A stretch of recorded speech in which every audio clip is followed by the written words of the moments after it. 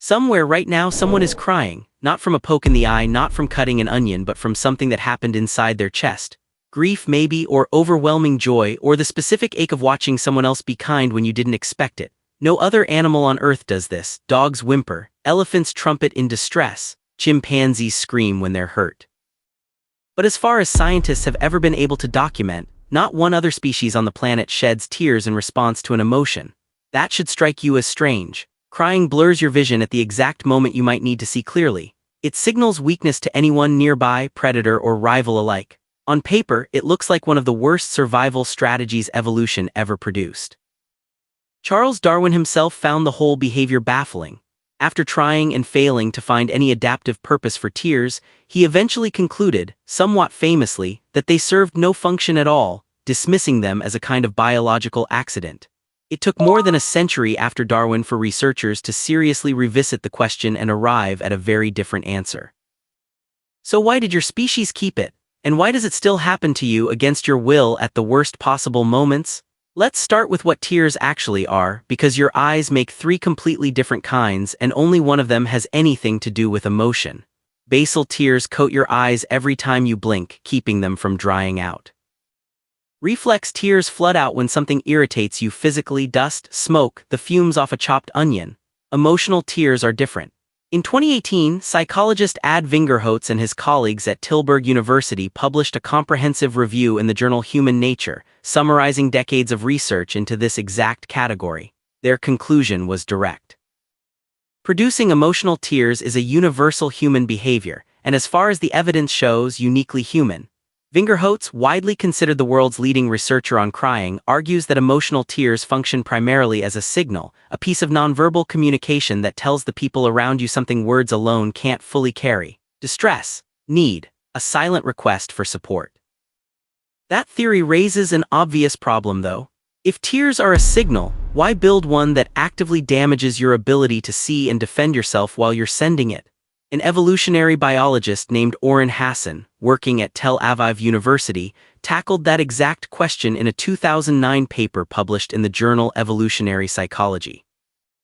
His answer draws on a principle from evolutionary biology called costly signaling, sometimes known as the handicap principle.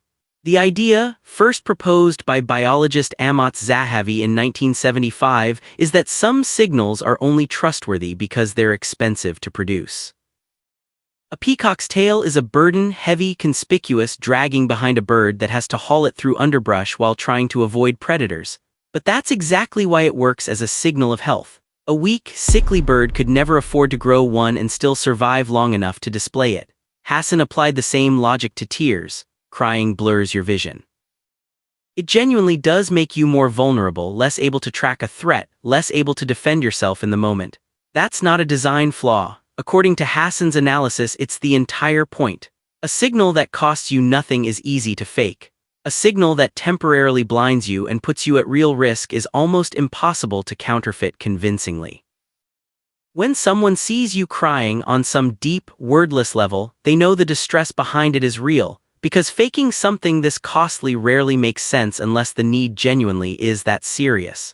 There's an interesting wrinkle buried in the biology of who cries more, and it connects directly back to the chemistry involved.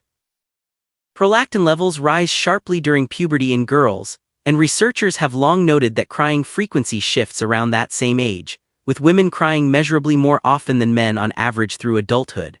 Higher baseline prolactin appears to lower the threshold at which emotional tears actually start flowing, suggesting the hormone doesn't just show up in the tears themselves.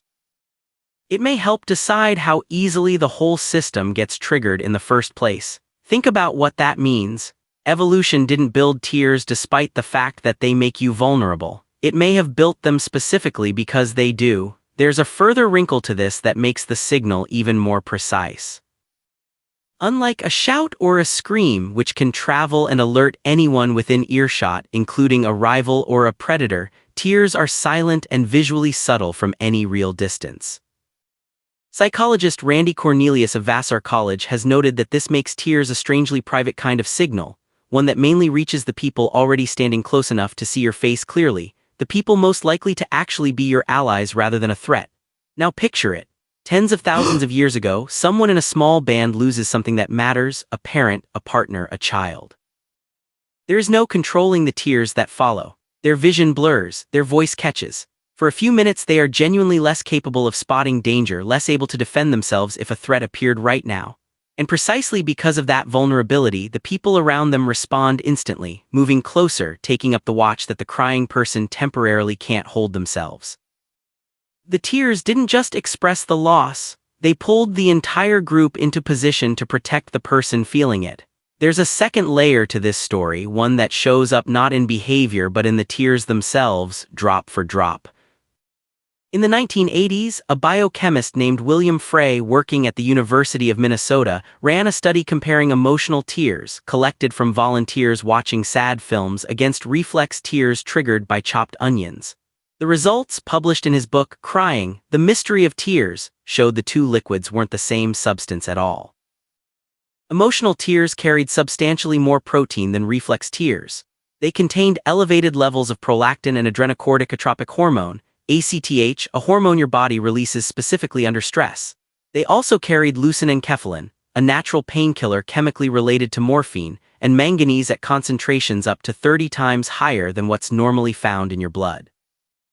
Frey's interpretation was that crying might function partly as a release valve, flushing stress-related chemicals out of the body during emotional overwhelm, though later researchers, including Vingerhoutz himself, have noted this specific piece hasn't been fully replicated and remains debated. What isn't in dispute is the underlying fact Frey documented.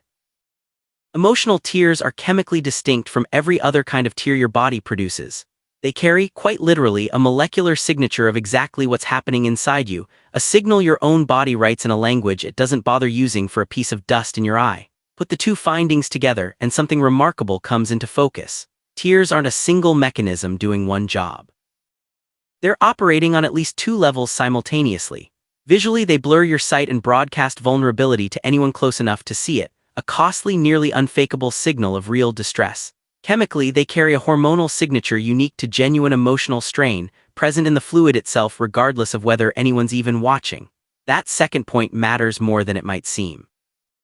You cry alone sometimes, in a parked car, in a shower, in the dark with no one around to see the signal at all.